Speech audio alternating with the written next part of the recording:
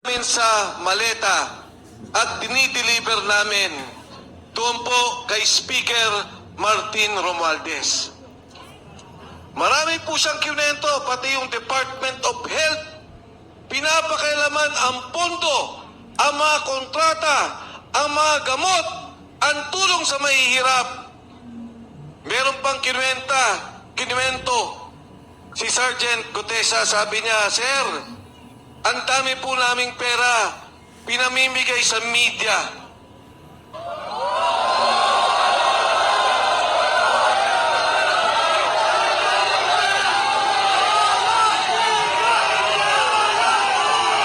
Ang sabi ko, Sergeant Gutesa, mas maganda na ikwento mo yan kay Senador Marcoleta. Mas magandang siya ang makadinig dahil siya naman ang taga-pamahala, ang pinuno ng Blue Ribbon Committee. Kaya po nakita kami.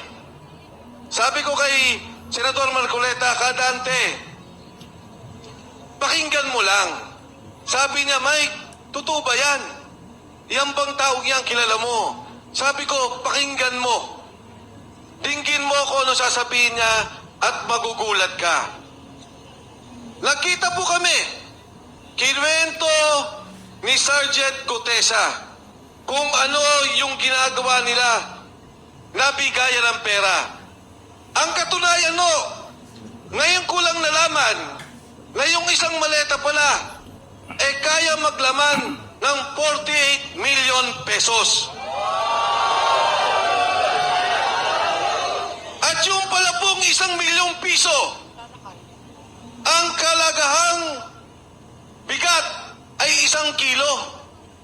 Hindi na ho sila nagbibilangan ng pera.